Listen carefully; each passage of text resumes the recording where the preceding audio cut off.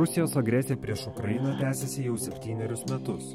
2014-2015 metais vyko aktyvioji fazė su didelėmis puolamosiomis ir gynybinėmis operacijomis. Vėliau karas su retomis išimtimis virto apkasų, artilerijos, dvikovų, snaiperių, dronų karu. Karas, pabudinęs Lietuvos kariuomenę, dabar karinės analitikos požiūriu eina į antrą planą. Vis madingiau kalbėti apie Karabachą, Siriją ar Afganistaną, tačiau vis dar turime ko iš jo pasimokyti. Sveiki, mėly Lock and Loaded fanai. Šiandien mes turime savo podcaste vėlgi tarptautinę kompaniją ir pakalbėsime apie Ukrainos konfliktą, o tiksliau apie konfliktą, Rusijos agresiją 2014 metų vasarą prieš Ukrainą. Vieni sako, kad tai yra kažkas naujo, nauja kariavimo forma, hibridinė kariavimo forma, paslėpta, bet jeigu mes pažiūrėsime į istoriją, iš tikrųjų tam tikrų algoritmų, tam tikrų panašumų mes galime rasti ir agresijoje prieš Suomiją 39-ais, invazijoje į Afganistaną 79-ais, karą Čečėnijoje 94-ais, na ir 2008 Gruzija ta pati. Šiandien su mūsų pašnekovais mes panagrinėsime būtent tą karą iš savęs, kokios yra taktikos, kokios yra išmoktos pamokos, kaip vystėsi chronologija konflikto ir kokia galbūt modernizacija, kaip kito kariavimo stilius tiek Rusijos federacijos separatistų, tiek ir Ukrainos. Tai pas mus svečiuose yra du svečiai. Pirmasis Ukrainos jūrų pėstininkas, atsargos vyrleitenantas Andris Pidlysnai. Ir kitas mūsų svečias, Lietuvos karinės mokymo misijos Ukrainoje vadas, pulkinis leitenantas Tomas Matulevičius. Hi, Andrei. Hi. Sveikas, Tomai. Labas. Okay, now we switch to the English, please. I just want to share one experience that I have in 2014 when I go to the Ukraine as an officer to the Rapid Trident exercises in Yavoriv province, in Yavoriv training area near the Lviv. And you know, it was like September of 2014. It was quite hot. Everybody was talking about this topic, about the war, because like 2 months ago, there was a lot of real experience, maybe some fantasy about that, you know. And for me, I stand the question for me: what is the true? What was the real actions there, you know? And Thomas, I know that you are a couple of years already in Ukraine working as our training mission chief. So how do you assess the operations at the beginning in the Ukrainian armed forces, at the beginning, at 2014, 2015, because you chat with a lot of military guys, Ukrainian officers, high-ranked officers, I think. So what is your experience on that? What's your opinion? I would say that I think, and as far as I know from the opinion of the Ukrainian officers, the country and the armed forces, it was not ready for the war. Maybe Andrei will opposite. No, it says the same. But I would say that I remember like we were serving with the Ukrainian officers in Afghanistan in 2012, 13, 14, and etc. Even like they were not members of NATO, but you know that some Ukrainian officers always was together with you. In PRT, yeah. Yeah, in PRT, in Kabul, and etc. So I still remember these, talks. Even from it was one guy was served from I think from Sevastopol. He was a really great guy, the major and etc., like a fight officer and etc. But at that even time, it was last time I met him like in 2013 in Kabul, I think.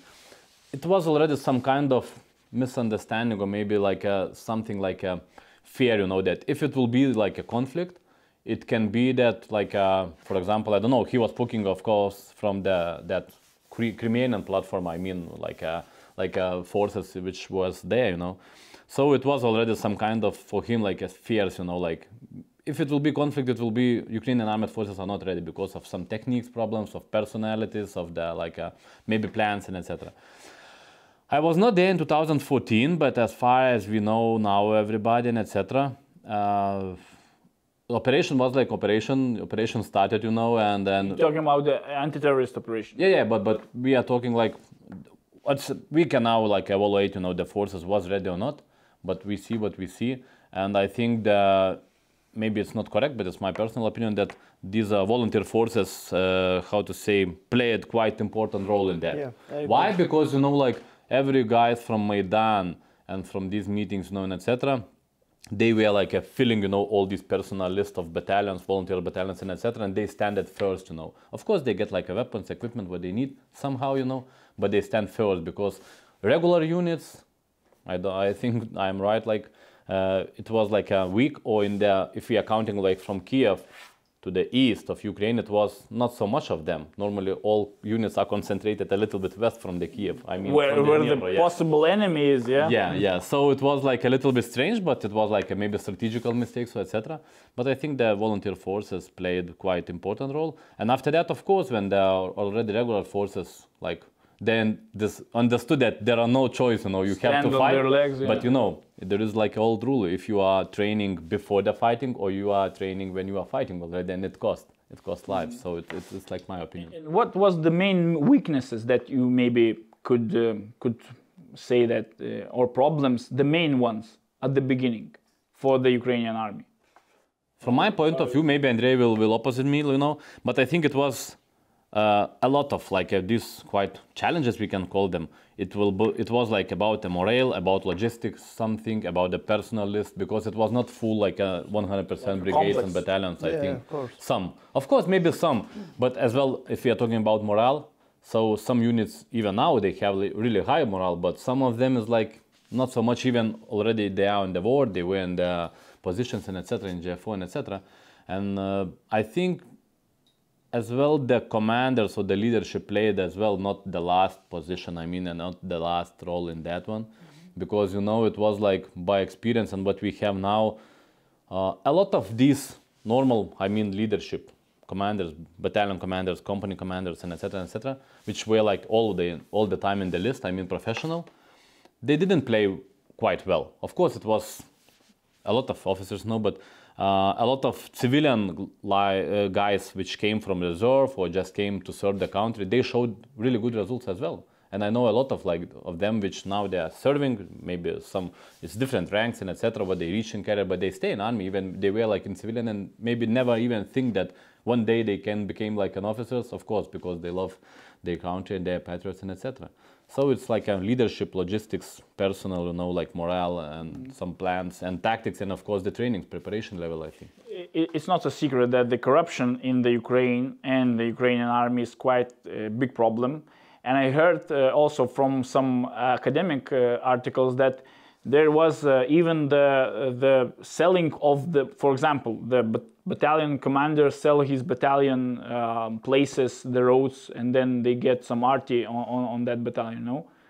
Some just give their, for money they give his men sometimes.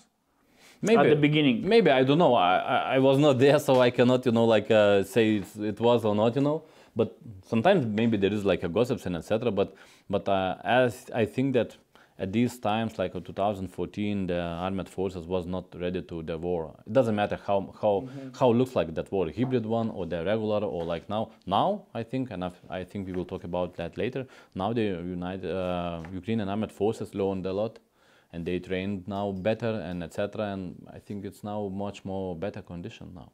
But it's my personal opinion. I don't know. Do you agree with Thomas or disagree? And what was your experience or your first operation in the Ukrainian armed forces? What did it look like?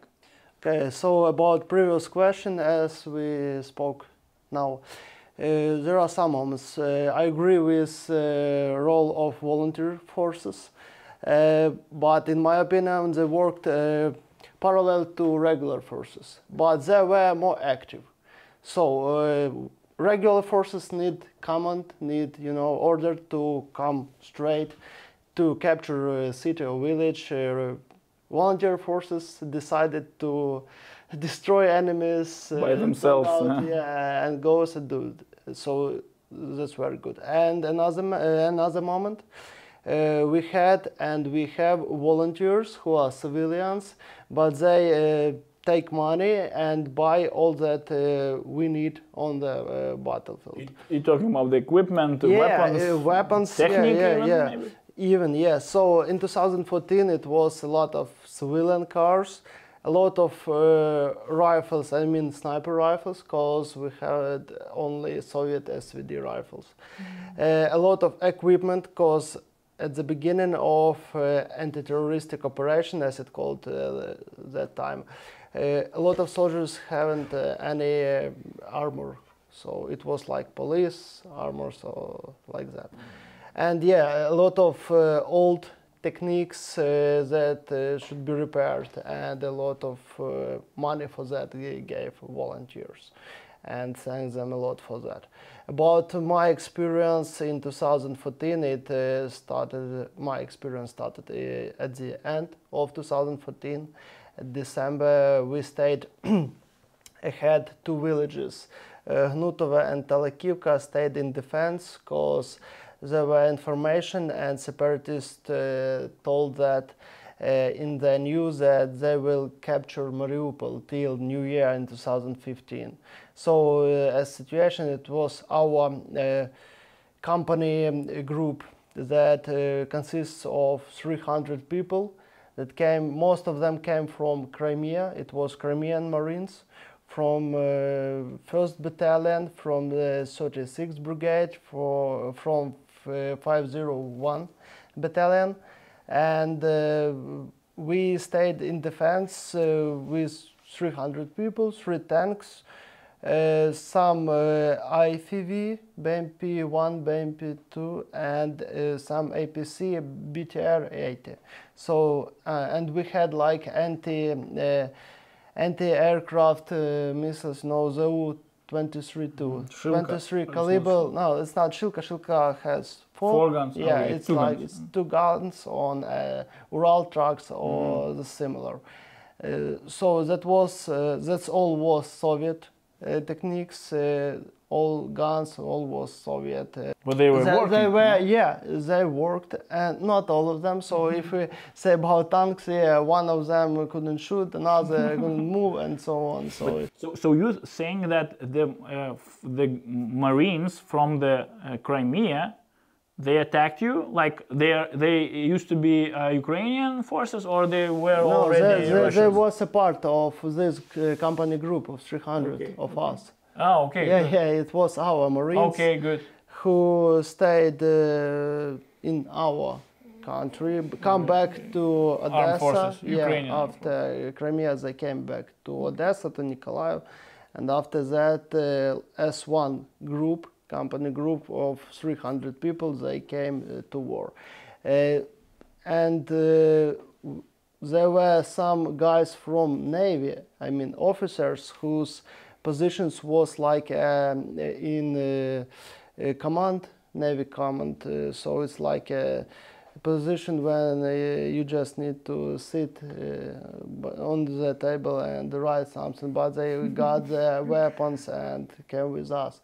I know a lot of stories that a lot of these officers was with us. I saw that because I was one of them. I was a private at that time. I was a sniper of Sniper Scouts group, and we made some tasks for, you know what does mean gray zone? It's like territory, territory between our positions and enemies' positions. So our main task was to find enemies or their positions, destroy them, make some ambushes, find another the same groups, because separatist tactics, Russian tactics, is the same as we used at that moment. That's if we consume all of that. It was like in First World War, like a remark maybe you wrote, you read. It's like a long line of trenches and places for firing, dugouts, places for techniques. The same one, just without chemical attacks, and that's all. Thanks God. So that's my first experience was like defensive operation. And when you're looking at retrospectively at the job of headquarters, it was like it satisfies you or not? that your headquarters at that moment in 2015-16 that they give you some information, you know, the intel information and etc. Yes your and Marine not. battalion. You know, was good things, was bad things about our headquarters. So the main problem, yes, no experience, no fighting experience, but very big, you know, moral point, cause guys who came back from Crimea wanted satisfaction. They wanted Revenge. to fight. They wanted revenge. They wanted to kill them all. And on all our rotation, 14-15, with defensive and offensive operation we have when we attacked Shirokino, we lost for about 3 guys only. It's a very good number. You serve until 2020, until this year, yeah? Until 2021. 21, sorry, 21, yeah, until now. What was your main lessons learned, you know, about because then you became an officer, like I know, you go to the headquarters and you plan, you collect some intel information and you push it down to the ground. What was if you can compare, what was the improvement in the headquarters job, you know, about taking some information about the enemy, you know, what was main improvements in the headquarters job, like in your battalion, in Marine battalion? It makes more structurable, you know. So if we say about intelligence, about gaining information, intelligence information, it's now it goes from some ways from air recce, from our drones, from our cameras that are standing with a good optical zoom, from social sites, especially Russian Vkontakte site, because they sometimes post some photos, write some good information for us. Talking about the OSINT, open source intelligence. Yeah, that's all battalion level, so you can do it all on the battalion level. And now we are not often uses these recce groups, part of whose was I in 2014. You needn't do that because a lot of territory is full of mines, and it's big dangerous to lose people just to find some information or to see something. It's more easier to look at this from your drone, and that's all. So less recce groups, more drones. Yeah. It's very during the nice, and these drones improves for this year. So in 2014 there were not too much. Now it's about 100 of drones from both sides, and they are not only like for intelligence works. They works for artillery, shows their aimings. They can call for fire during the they can use this like for propaganda. Takes out from drones some letters with Donbass is Ukraine, and so, I know guys who made this near the Donbass. They push all these letters, so like propaganda.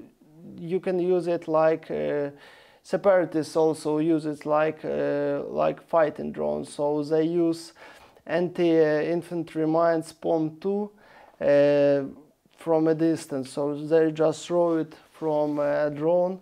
It stands in the fighting positions, and all around 10 meters it can be shooted when you stay. And it doesn't matter, civilian or military guys, they make a lot of provocations, and I know them because we was at the time when separatists killed an old woman with these mines and said that it was Ukrainian artillery attack. You remind me the book Viktor Suvorov, Aquarium, I think. Oh, you know, you read that, yes. A good book. So every general or every high-ranked officer, he have his own like people who he believe in, you know, and who he can trust. But it's not a system, you know. It's like guys with his teams or with his people, you know, and they conquer between each other. But it's my opinion. Okay, I will stay with my opinion. Yeah, but actually it's okay, you know, it's normal. I think in the West countries, doesn't matter, it's political level or but maybe an armed forces. You cannot just cut all the team before it was, you know. Like, of course, in President Palace maybe you can change all the, you know, all the crew or all the people, but still in ministry in Western countries you new general when he comes he didn't change everybody. Yes, everybody, you know. Yes, you're right. So that's my point. But still, some close, like these advisors will came with the minister as well. Yeah, close. And for example, even if the chod is changing in no matter what country, of course he will pick up for sure like a chief of general staff probably. After that, I'm not talking about his personal headquarters, like advisors, you know, either the camp maybe, I don't know, and press officer, etc. Of course, maybe it will be not like a huge circle, you know, of that one, but it will be still, I think. Okay. Or you not agree with me? I agree, but not maybe not. I agree to disagree. I'm saying about the all, you know, because it's more massive in Ukraine. I think when you change everything. Because the armed No, forces not is everything. massive, but not everything. Not no. everything, just close guys. Okay. Let it be 10 guys who's the closest to him. Yeah, but you know, compare just, for example, the chod, you know, how many generals, you know, Andrei, how many generals in Ukraine there is in armed Exactly, no. forces? Should they just numbers say? Approximately. Some 100, yeah. Some hundreds, yeah. So what I want to say, if you are just one chief of defense and you have even like a brilliant ideas how to reform, what do you think these 150 or like 200 generals are thinking about that? I want to go with him. Probably not. No, I'm joking. There is like a different opinions, you know, but still, if we are talking about like old school mentalities, like I know some like persons like who are served in now they're serving in Ukrainian armed forces like 30 years, but they served 20 years in the Russian forces. They are like, because the time limit for us like 56, for example, the colonel is going to retirement. In Ukraine, 56, not nobody Russian, are going Soviet to, you mean, yeah. Yeah, I mean, yeah, Soviet Union, yeah. So, it's like, I don't know, 65 the time limit for the general to go to the pension or what? I'm not a general. Yeah, but and you won't be the general. Okay, I want to put our discussion on the next topic. About the enemy, you know? Andrei, please explain to us, in 2014, it was quite clear that understanding that the Russian armed forces attacked you. Not from the beginning. So it was clearly understanding who rules all this process, you know, but about guys, soldiers who attacks us, we understood that it was that at the first time it was separatists from Donbas land, yeah, on headquarters positions and from battalion and higher, it was Russians, but they have some FSB guys or of other course, I'm happy they call, yeah. They rules all these processes, they knew what to do and they told what to do and how to do that. But all these massive guys, all the soldiers from privates, you know, till lieutenants, all the meat. All the meat, yeah. Nice. They was from Donbas land. While they saw that we can capture all Donbas back and take our borders back, that was before war, they sent their regular forces when we had to Debaltsevo situation and Ilovaisk, yeah. And after that came them back. So now we have still, as in at the beginning 2014, we have mostly Donbas people, mercenaries from Russia and another countries, but headquarters from battalion level and higher are Russians. And I can't tell you exactly because I don't remember, but if it's needed, I can find. In 2019, we killed the battalion commander and it was Russian. So Like we found contract information. Russian. Yeah. So I don't know contract. You know, they will do if he dies.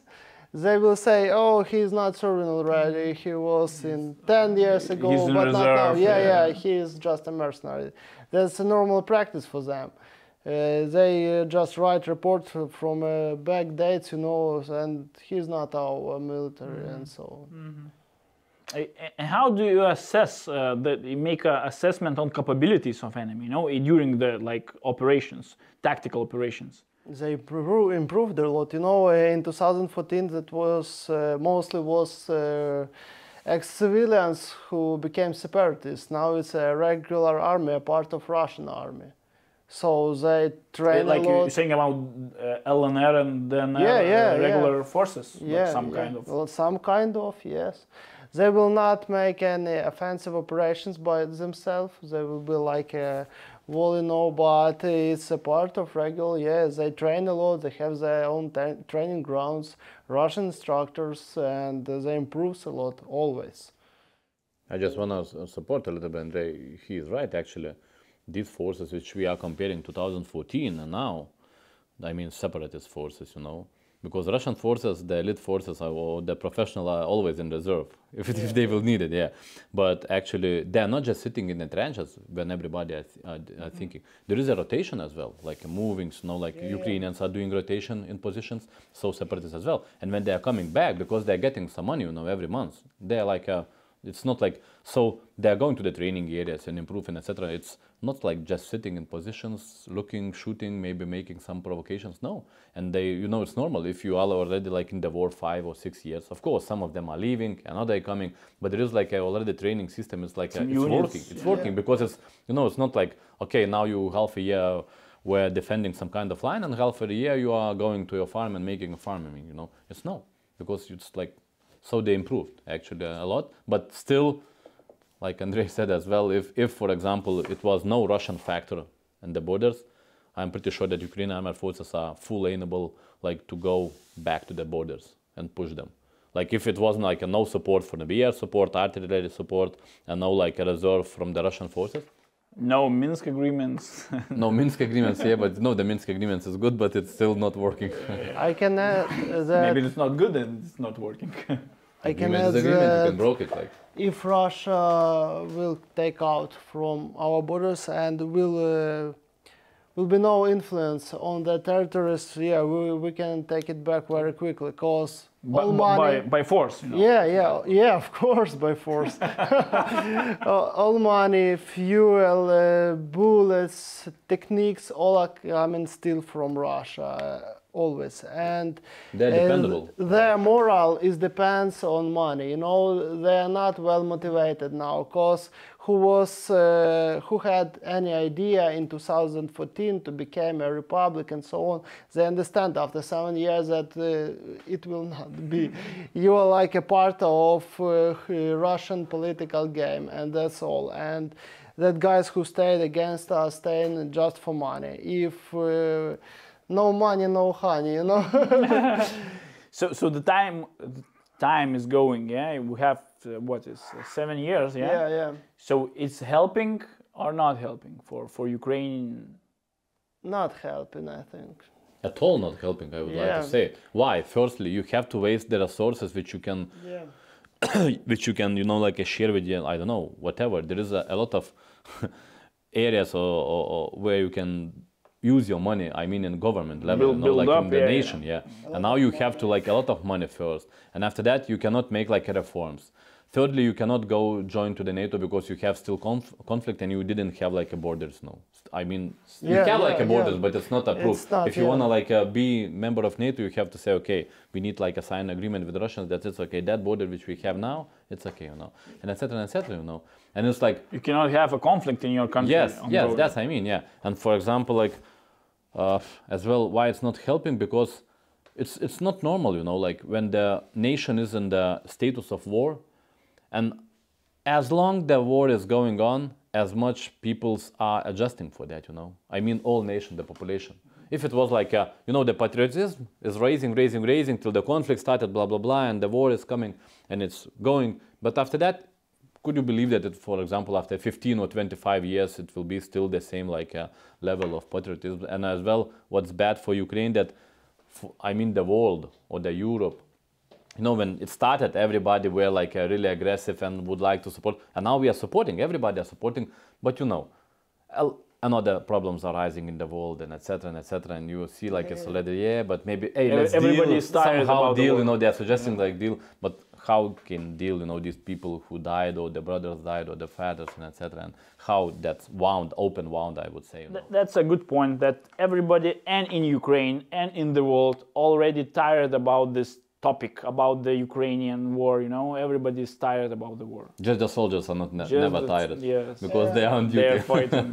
I can add about soldiers, because tactical level is, the fundament of all army, that they are tired too, not very tired, but it's, morale factor. When he come to front line, like in 2014, they knew where are they going, why, and they haven't anything, but they were well motivated because they cleared our land of enemies. Now soldiers stayed in a trench, just observing, not shooting, not fighting, just stay, just improving their trenches, and that's all.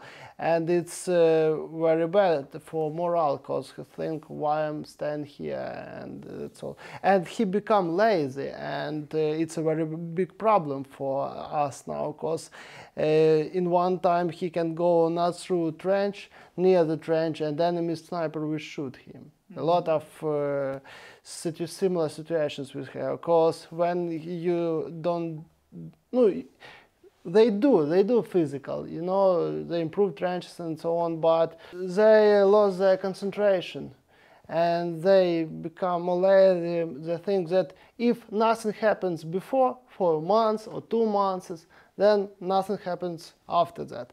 But Russians, regular groups, sniper groups who works on Donbass, they do exams on our territory, or they just improve their skills.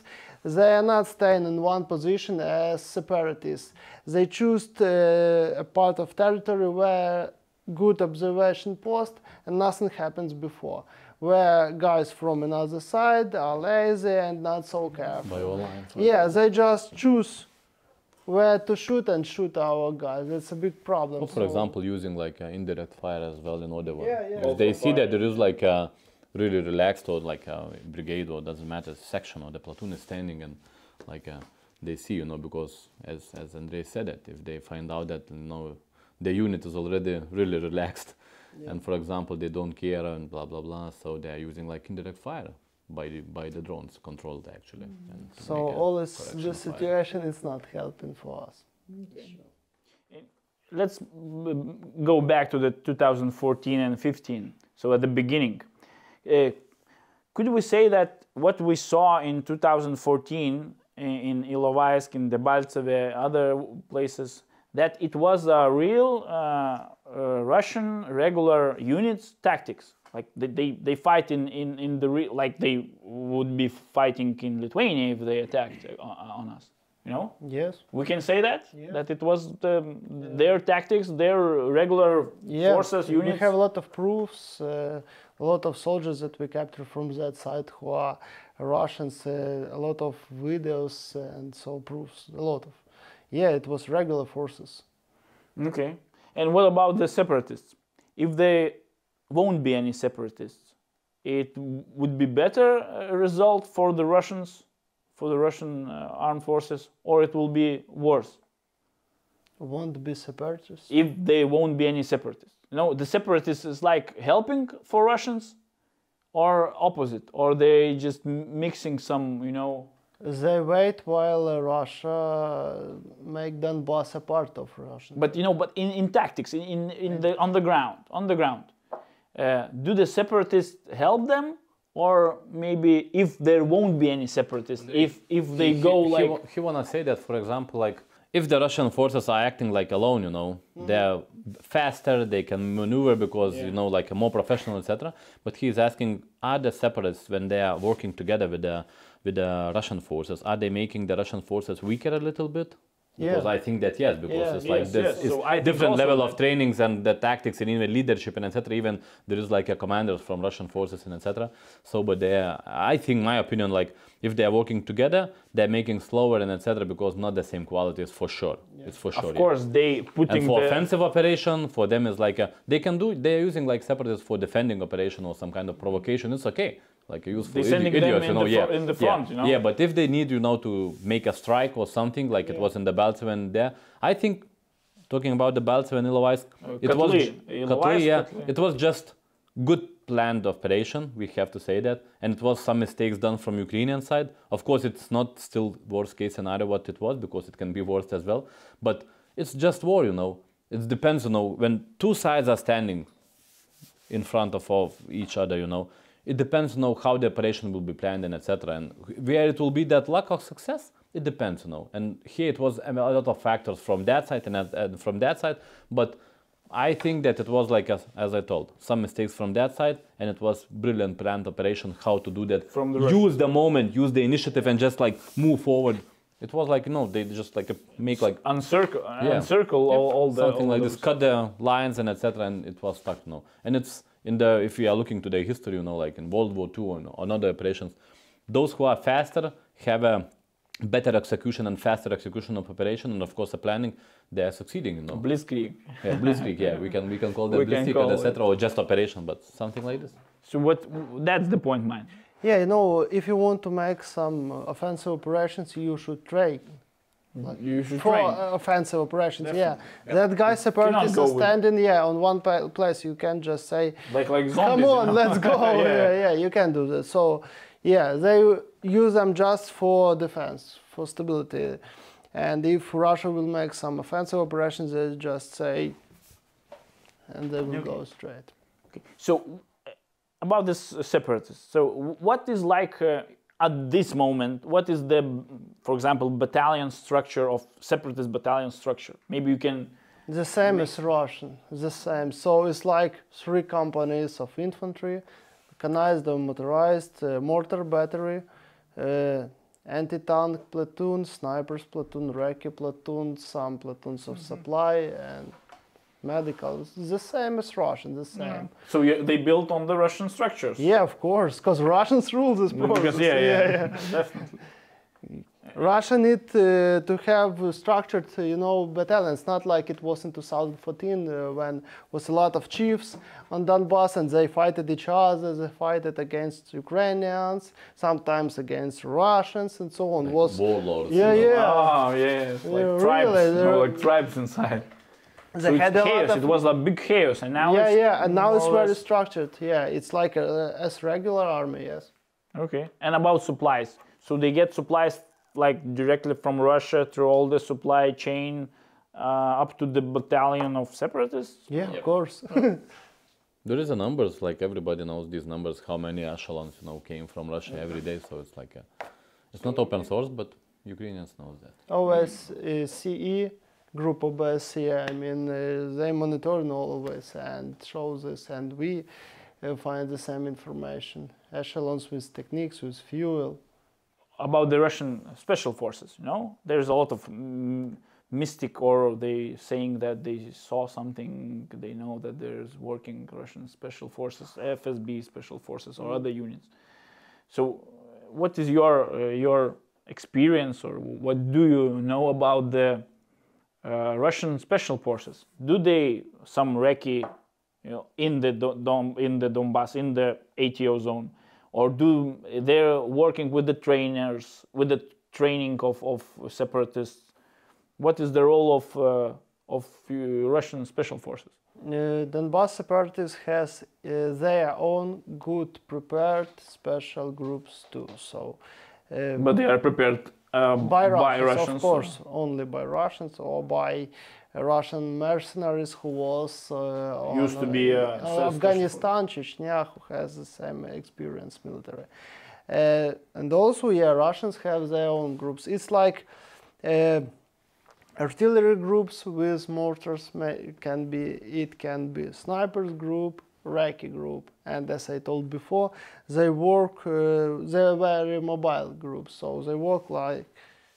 But now you're talking about the separatist special forces. About Russians. Separatists make the same, do the same tasks. So in 2014, you could see who works, Russians or separatists. You can divide it. Yeah, you can divide it. Now it's very difficult to do only if you have information, because sometimes we have information that to this place will come groups of Chechen or groups of Russian snipers and so on. Also, you can previously you could recognize it by caliber of sniper rifle and so on. Now the separatists use the same. They have their own volunteers, not too much as we have from Russia, but they bought them snipers rifles too, and it's not a secret for all of us. And they have the good prepared groups too. 7 years. For 7 years, you can. Learn how to do it also if you always on a battlefield. So you're saying that, for example, they can call for artillery, they know how to do it like the separatists? Yeah, but it's very short operation, nothing global. 2 5 minutes on like tactical level on one section, maximum platoon, and that's all. And then it goes to the next point. Okay. And what about if we compare the mechanized infantry and tanks maybe in the beginning of the war and nowadays? There is some changes, or it's like it were a good thing to have a tank in your backup. And for example, for these days, they use the tanks or not? No, not mechanized very infantry. Often. Not very. Not often. very No, often. not often. Not often. Artillery, yes. Tanks, not often.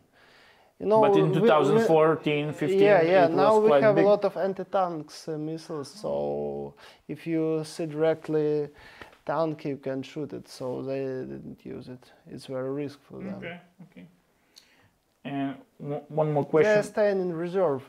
Okay, in the back. Yeah. Because of course, according to the Minsk agreements, there is some big combat technique. It should be. Yeah, it should be, but even like these shootings from the arty systems as well, they have to be as well far away from distance, but they still not, and every week we are getting like reports that's from example from 1 to 2 it was shots and etc. So. Yeah, now it's war of artillery and snipers and drones. And what about the electronic warfare? Do you have some experience on that during your service?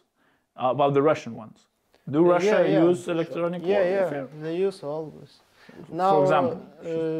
They use it against our drones, especially use it against our radio systems to listen, especially if somebody uses Chinese, radios. Walkie-talkie, those. Yeah. And Motorola's. yeah. No, Motorola's, we use Motorola's, but Baofeng and so on, very cheap radios for 1,000 hryvnias and so on. It's very easy to listen what soldiers talk. So yeah, they use it for close their sky, if they do some operation like artillery attack or something else, then they use the systems just to close. You mean jamming? Yeah. And you can't use a drone and look what's happened because you lost your signal. Okay, good. So it quite often or not? Always. Always? No. Yeah. If something is going on, like operation, when he said like if something's starting, so they already can feel something that it is because there like is shape the battlefield. If it is the direction like 45 degrees, and if it is everything jammed, so it will be something probably, or it will be indirect fire, or it will be the drones up and something like because they need like to make a clear sky. So. And now on battalion level, separatists have the same guns that we have to stop drones. Okay, yeah, the big ones. Yeah. So, and they use it very well. So they previously in 2019 they have like a mobile groups whom should travel from one point to another. Because I saw a situation when I found something. I was a pilot of a drone, and I saw, like, a Soviet Zhigul that ran on full speed, and men came out from them and tried to take my drone. The third part of our discussion about now we leave the enemy, leave the Russian forces, because it's not positive. But what about the Ukrainian forces? If we compare it from 2014, we already did a little, but still from 2014 and up to nowadays, 2020-21. Maybe Thomas, what do you think? What was the crucial improvements for the Ukrainian armed forces that they improve a lot? And what is the area's point of view on that, or to improve more? I think that firstly, Ukrainian armed forces understood and find out how to fight.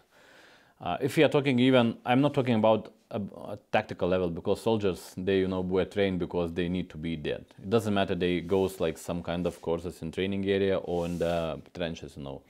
A lot of them have a lot of experience. They are not first time in JFO, for example. Some of them already, if we are talking about 7 years, some of them what is JFO? Joint Forces Operation now. And it's not anti-terroristic operation, but Joint Forces Operation. So some of them is already 3-4 years maybe.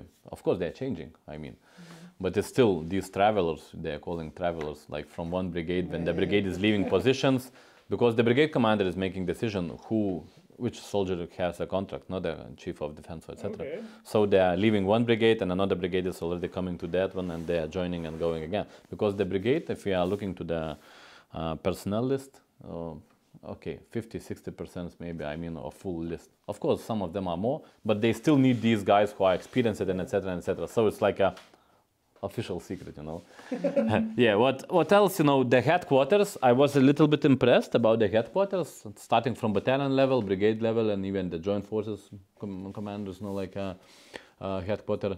They improved a lot, actually, and because, they are fighting, So if it was the headquarters still after 7 years, it's not still improved, something wrong, with that one. But they improved a lot, As well, about the logistic. Still some problems, but if we are comparing with 2014, of course the volunteers helping, etc.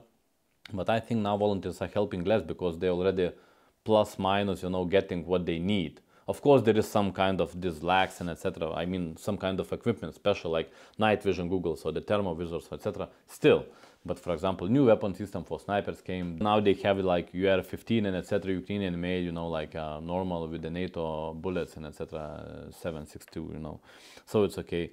So there is like a lot of what done, but still a lot of what to do, about motivational soldiers and about the social maybe package, which they are going, or the wounded soldiers and etc. There is a lot of what to do still. Of course, techniques came, new pieces of techniques, but now the techniques is now they're not using, like tanks and APC or IFV. They have huge now numbers of Cossacks and etc. New ones with quite good, equipment and the weapons and etc. system. We saw they still, on day of independence. Yes, we saw, but they are not going to use. Of course, they are in positions. But not in the first line because it's not a target. If you will put these AFVs or the tanks in positions, they will be just destroyed. But you know what the Azerbaijan and Armenian conflict shows, how the drones can be used effective against the armored vehicles. So, for my opinion, is like that. They improved, but because they fight. If they improved before the fight, they were more prepared for the fight when it came, So the conclusion is that let's prepare for the fight when you have a time and not pay by the lives, By the blood of our soldiers. Andriy, what is your opinion? What is your experience comparing with when you served in 2014, 15, and nowadays? What was the main, at the down of the war, at the beginning, and now? What is the improvements? The main improvements and main weaknesses? Main improvement is that I think new young officers who came to army, they are well prepared. So I can say about Odessa Military Academy, they changed the program a lot. Which you graduate, yeah? Yeah. I was like for about some months, but guys who study there for 5 years, they are coming with a much bigger knowledge that they have in 2014, that I mean lieutenants who came. Because officers who teach in academies, they are with a fighting experience. They previously was battalion, brigade commanders. They came to academy. They know what is going on there, really what is going on, not from who's talents. And they improved NATO tactics. Because sometimes we was on some courses on that academy, military decision-making process, team leading procedures. So about the planning procedures, you saying that they taking the NATO planning procedures and they going with those? I would like to add a little bit that not just Odessa Military Academy, but as well Yeah, like I can say about Odessa because Academy, saw Lvovin, what- etc. They are taking these something similar to us, like level 1, level 2, level 3. CLPs, MDMPs? Yes, exactly. And they already like, I think in Lviv and in the National Defense University, they already started like 1 year ago, and after like 4 years we will National see. Defense is in Kiev, yes? Yes, of course, yes. So, but they already adapted. Look to the NATO because our NATO liaison office was working on that, and as well it was Lithuanian input as well with some of our representatives. So they are already moving on that. But still need time. That guys translate American FM systems, NATO graphic marks, as we see here too. For example, all our maps are now shows only on NATO systems, so we don't use any Soviet. It's not, very big change, but I say actually about these lieutenants who come and they know what to do, what they're waiting for in GFO zone. So it's very big improvement because these young lieutenants are the basics of army. It's like a small groups, small platoons that makes our army stronger. And these guys for these 7 years became company commanders, battalion commanders who was in 2014. Because my experience in 2014 with Ukrainian Marines, I saw well-motivated and well-prepared guys. Because as they told me after that rotation, that in Crimea, airborne and Marines trained a lot, really trained a lot. And I saw that on battlefield when we make offensive operations, and I had the situation when 2 BTRs come in enemy's ambush in the center of Shirokina village, and was firing from all the sides, but these young lieutenants gave orders what to do very loudly, and everybody understood what to do. There were any panics, and it was an example for me how it should be, And now I see the same lieutenants, but they have much bigger knowledge base. They know what to do, what to improve. Of course, we have. If we say about good things, say about bad things. Bad things is that lieutenants, officers come to battalions, and they see this post-Soviet, system of checks when some groups from general staff came and check what's going on, and they ask what's problem here. He say old Soviet techniques. No, it's not a problem. We are not solve problems that we have. We sometimes we like say that all is good, all is good. Do you have any problems? No, we haven't. It's not good. It's easier to say no, we have. It's easier to say that we are going in NATO and we improved NATO system for about 10 or 20%. I don't remember, but really it doesn't work because we improved maybe NATO tactical marks on a map. We translated some procedures, some like MDMP as we told before. But it doesn't work as a system, so it not improves in all. For battle orders, we don't use now NATO battle order. Maybe with annexations, maybe somebody is in separate battalions uses, but it's not a system. We still use Soviet books and so on. A lot of documentation that shouldn't be. He opposing you.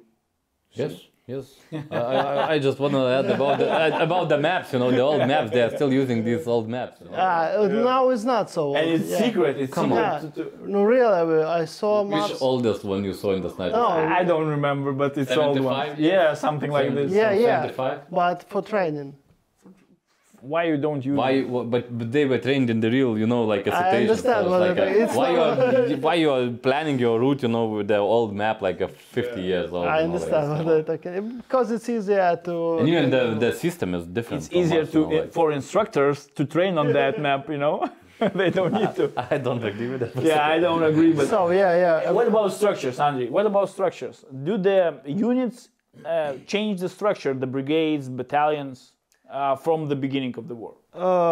They changed, but yeah, they changed Because- to because NATO system and You haven't any big headquarters like we have, like in NATO countries we have. You know, there's just a couple of yeah, we changed, guys. but Advisors. advisors, commander Second in and command three or three advisors. You know? No, three, more. Four or five. we changed. Zam to- по тылу, and etc. You know?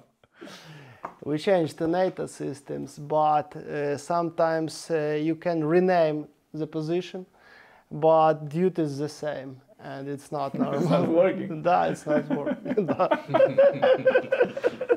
It's not working.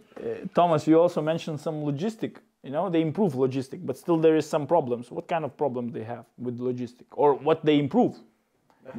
For Maybe you example, can- yeah, because our mentors, you know, are working with the basic soldier course, and we see what, for example, the soldier receiving when he's coming and becoming like a soldier first day, you know.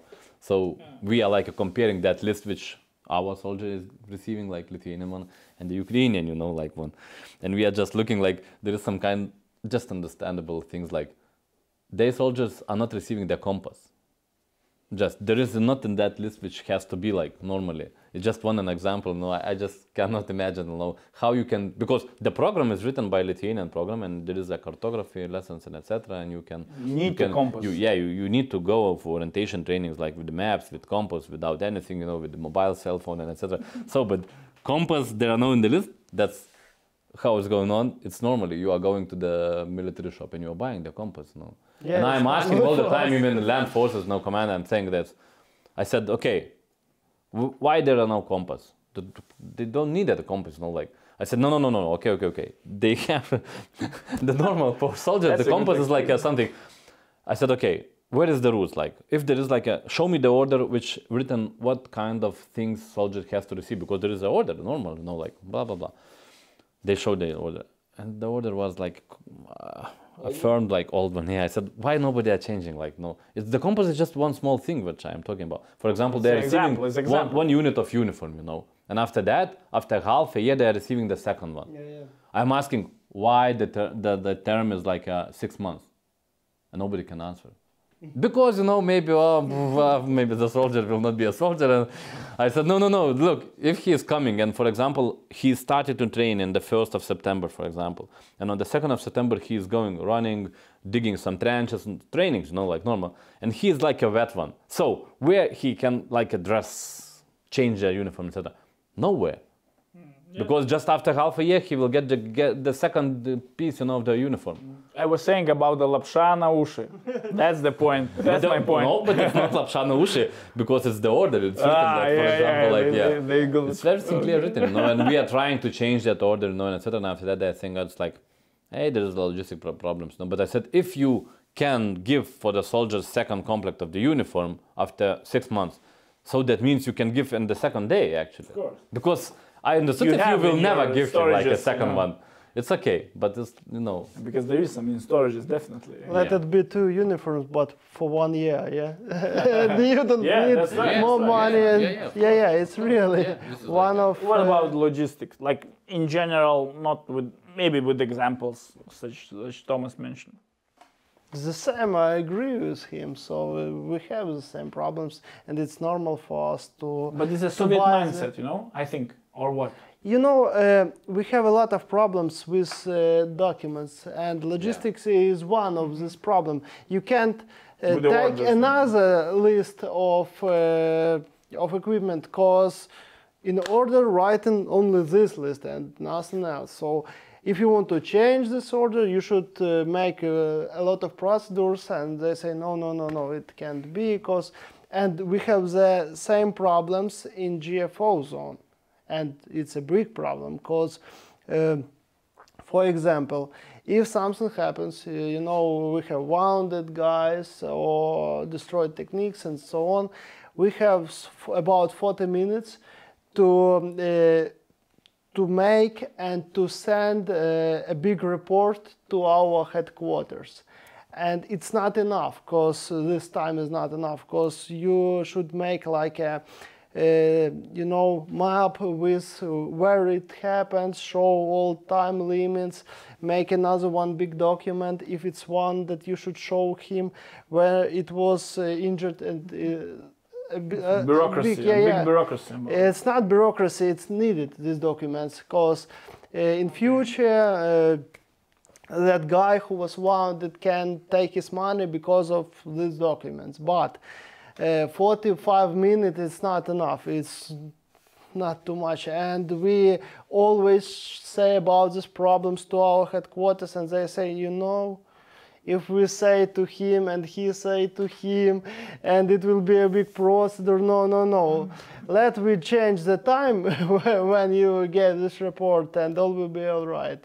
They just can make, they just can change the time of this report, you know, from the past, and say that it wasn't 45 minutes. It more easier than say no, they 45 minutes. It's not enough. And Andrei, I will provoke you. You are now in reserve. You know, you're not in active duty. I'm right. I'm correct with that. Yes. Yeah, you're correct. So what about the corruption in Ukraine, in Ukrainian armed forces? You know, can you compare the corruption level in 2014-15 and for example in 2020? It's going less, or it's not changing? I think it's going less, really. I can't say that there is no corruption in the army, and I don't know about headquarters level, I mean strategic level and so on, because there are some situations with, you know, with changes patches and so on from green to black, and It's important. it's important. important. The name tags, you know, I heard that they changed the whole. I say about all name The color. tags. Oh yeah, Speaking yeah, about color. that, Yeah. the color, just like patches of just flags, change etc. color, and a lot of money wasted. Because it's on the Just whole count army. it. If it is like a 250 soldiers in the army and you are changing this one, of course not one surname, it's like a twice, like so 500,000. If it costs like 50 grivnas or 30 grivnas, you can count. So it's an answer about corruption. And just surname. It's the rank, patch, and etc. So But in battalion level, it's not too many ways now to make corruption. Fuel and food, especially. And But ammo, no? no, our security SBU I'm working works with that well, properly. and if you try to sell something, they just work for that. To find somebody who want to sell. Sometimes they try to buy something from from soldiers and provocate, to make this foolish. What about provocations? You mentioned for the NATO officers or soldiers. It usual thing to have those from the, I don't know, pro-Russian, pro-Kremlin locals, even if it's Ukrainians or maybe even if it's Russians. I would say that Ukrainians, local population, doesn't matter in which region you will be. They are supporting the foreign soldiers. You are in uniform or even you are speaking just in English, you know, it's okay. But there is some kind of still provocations when we are facing out. I'm not speaking about just about Lithuania, but as well from others, ally side as well. We faced out, and even like there is not like normal, like one time per week or etc. But still we have.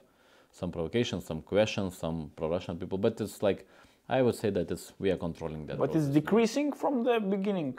Maybe you can, if you also can. I would say maybe it's not like a decreasing. Sometimes there is like a period, I don't know what depends on, but sometimes we have like a few incidents in a month, and after that like 2 months nothing. Maybe it's related with something, maybe it's events, related with something, yeah. Andriy, what is your opinion? Where should we as Lithuanian armed forces improve our defense against possible aggression? Because, you know, we have a borders with Russia, with Belarus, and you never know what could be in their minds. So first of all, it's information security. So every war begin from information attack.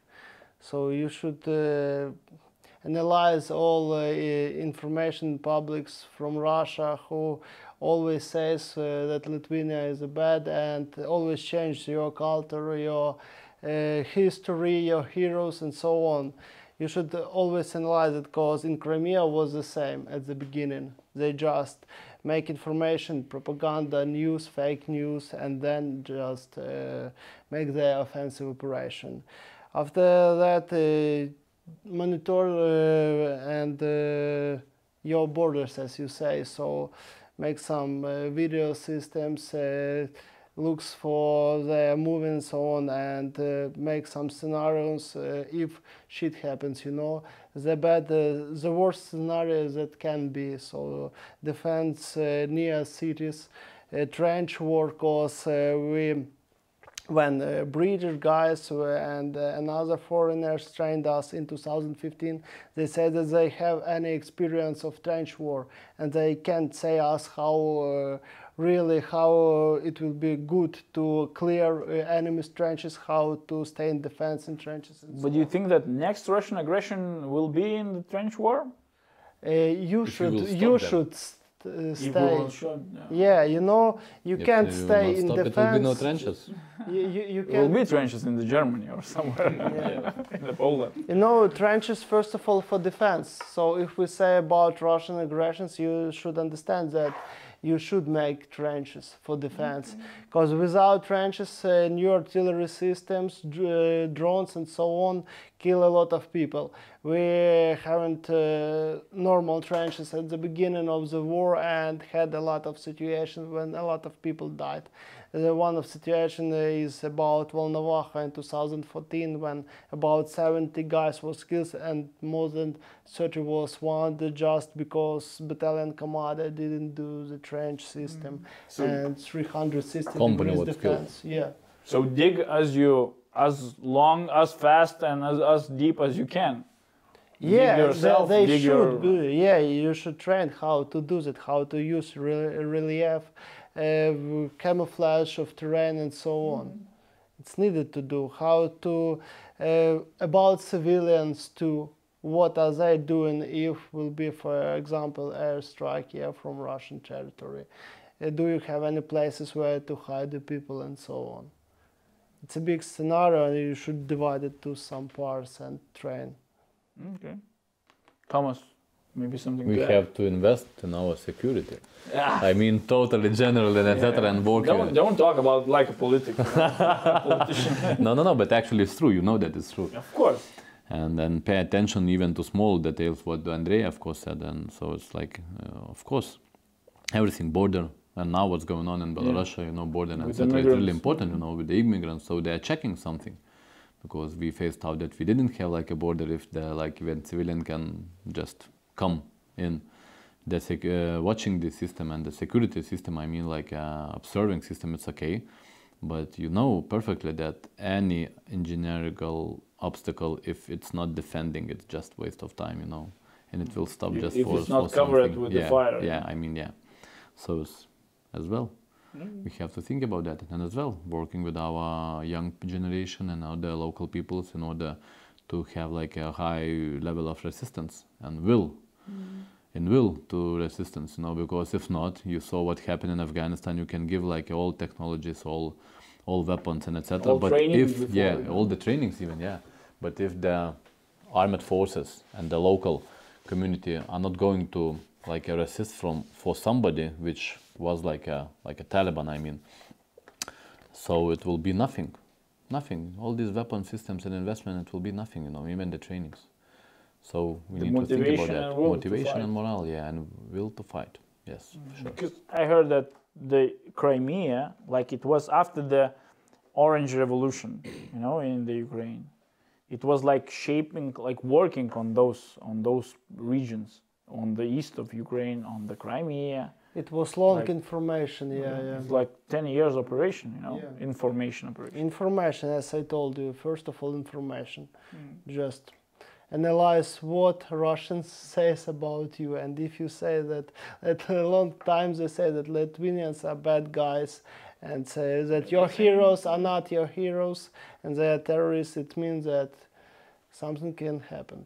Shaping battlefield. The concluding our discussion question is maybe some remarks on the training. We already talked about the officer training in Odessa and big training about those processes, troop leading procedures, military decision-making process, working with that, our NATO instructors and also Ukrainian by themselves working on that.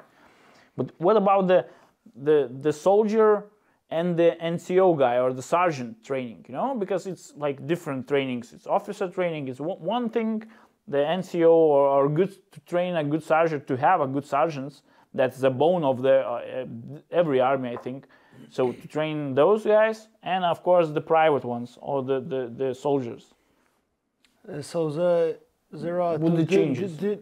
A lot of changes. So if we say a lot of insurgents level, especially, because if we say about Marines, because I can say only about Marines, in Mykolaiv some years ago, maybe in 2018, I don't know exactly when, started the sergeant school, and they have different levels of education from the beginning and to level section section commander, then platoon sergeant, then company sergeant, and battalion. So till battalion level they study how to, and it's different kind of work that you should pass exams. They see if you know your program, your duties on your level. If you have physical level normal, and only after that exams they give you opportunity to study on new level. So you can't stay in battalion. Previously in 2015 it was the decision of battalion commander. He could just write that this guy will come from section commander to platoon sergeant. Now it doesn't work. So if you want to stay this guy to platoon sergeant, you should send him to that school. He should pass exams, and after that only decision of battalion commander he can stay him. So we have the same in Lithuania, I think. Yeah, it's NATO systems. Yeah, and I know that Canadians always stays in that school and see that all should be all right, how our instructors train and so on. They always check them. So you're talking about the sergeant system? Yeah, about sergeants. Privates have different, different schools. It depends of position. So it's first basic school, and after that it depends if you are, with a rifle. If you are a sniper, you are going to sniper school. Specialization. In specialization. If you are a grenade launcher, you are going to that school. So, but I don't know about privates, but I know about sergeants that they train very well now. I know that Lithuanians are also working in basic course in Ukraine. Yeah. Yep. So maybe you have some remarks on the private training and the sergeant training in Ukraine, like in the big picture and of course in the tactical level. So we are working a lot actually with the basic soldier course. It started like at 2015, and the decision was made that training system for the privates who are coming to the armed forces, like the conscripts or even for the contracts, it doesn't matter. It was not enough because it was 5 weeks course, and it was like during the 5 weeks, you know, all these duties on the gates and etc. They were like just a little bit touching, like with shooting with the rifles, with some kind of tactics and all other things. No marching, securing the gates, have some shooting exercises, but just some, I am saying, because it was like a 5-10 maybe shots and etc. It's like no systematical approach and all. So, and it was the decision made by the last CHOD of Ukrainian Armed Forces that they need to like take program from Lithuania training center, training regiment actually, not center, for 3 months. 3 months basic soldier course. And it was adopted by Ukrainian guys together with Lithuanian guys, and the decision was made that, okay, that type of program will be executed in Ukrainian Armed Forces. They made like a pilot course, and everybody was not satisfied. Some of, I mean, those which you said, like somebody from the general staff are coming like to check and etc. They were not so satisfied because said we need soldiers faster and etc. 5 weeks is okay. Now 3 months is like a waste of time. Blah blah blah. But it's not the reason, you know, because if during the 5 weeks he is not receiving anything, any skills, and you after that sending to the JFO, you know, it's like, come on. But if you are getting like a 3 months, and after that, as you're saying, that private one day become a sergeant if he will stay in the armed forces, right? Yeah. So the basement which you are building the house has to be the strong one, and the knowledge has to be strong. But if you will not like give him like a knowledge, the basic knowledge, so he will be like a section leader, but he don't know even how to camouflage the face, or how to make like a cartography exercises, or even how to, you know, like make a good shooting, taking position, etc. It's like basic. It's a basic. Yeah. So the program is working. It was implemented in all armed forces with some kind of restrictions, I would say. Still, there is like a 5 weeks program for those who are going like logistic units or signal and etc. etc. But for infantry and for those, it has to be like a 3 months. But as well, sometimes it happens that those who are going to the combat units going to the 5 weeks because they're saying, oh, we need human power, you know, faster. But what's mean faster after 5 weeks is again you are doing the same. So you are buying cheap, but after that you are paying twice. Yeah, so this is the problem. I agree, because I was on similar courses from 2015. First was BMAT, British Military Advisory Training Team, with British guys. And that was very well prepared guys. He taught me a lot, but still 2 weeks really. So it's nothing. Yeah. And I was in Kaunas here in instructor school, and it was more than about 1 month, 5 weeks, yeah. And it was very good, but not too much. So I knew a lot of how psychological moments, how to speak with your people, how to explain them correctly, how to teach them, how correctly make your lesson, how to prepare for the lessons, etc. Yeah, everything like a biomedical. If I remember correctly, it was about 2 or 3 weeks of theoretical lessons, and then about 2 weeks in the forest practice, and it was very good. And I came back from this course to Ukraine, to Odessa Oblast, to my battalion, and say, oh, I know how to teach. I will show you. I've got from your school all that procedures, all documents, how to mark and so on. I show them.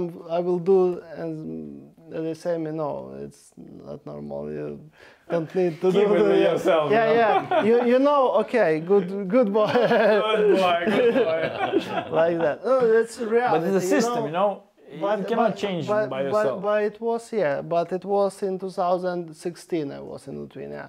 Now it's more better. As I say about surgeons, they come to special school and they learn the same techniques that I learned in Lithuania in 2006. It's very well that we have some changes in this way. It's good.